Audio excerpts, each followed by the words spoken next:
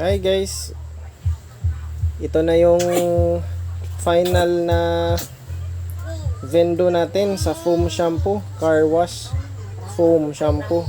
Yan guys, makikita natin yung mga pyesa sa loob ng box. Napinturahan ko na yung box guys, kinuha ko yung mga pyesa tapos binalik ko ulit. May male plug tayo, yung kulay yellow, para mag testing tayo guys. Yan yung pump guys, yung sa gilid. Tapos yan yung compressor, itong bilog, yan yung sa sentro. Yan naman yung time delay guys, ito sa left side. Tapos yung power supply natin, yung doon sa yung power supply natin, 12 volts power supply para sa ating pump. 220 naman tong compressor natin guys. Yan yung Y bulb natin guys, ayan, may dalawang kulay pula na gate bulb. Parang ball bulb pala yan. Ayan, meron tayong ayan, nag-set na ako sa time delay.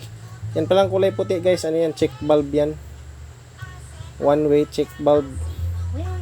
Set tayo ng time, seconds lang. Hindi pwedeng magsabay sila mag-andar. Mauuna yung pump.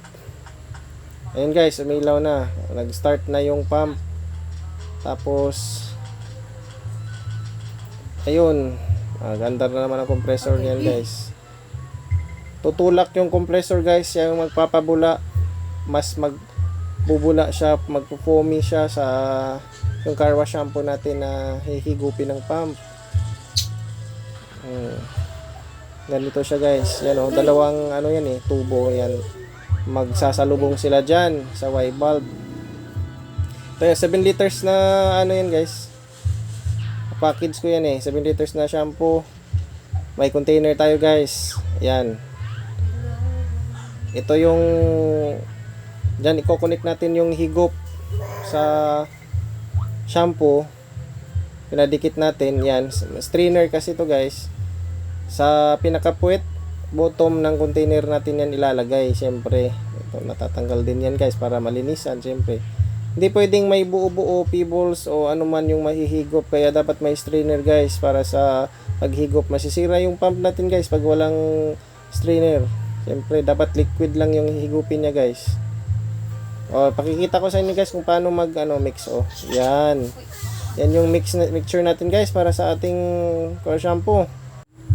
Tapos pagdating ng 24 hours guys, mawawala yung bula. Magiging concentrated liquid na siya. Tapos yun na yung magiging mixture din natin para sa higop na sa ating vendo.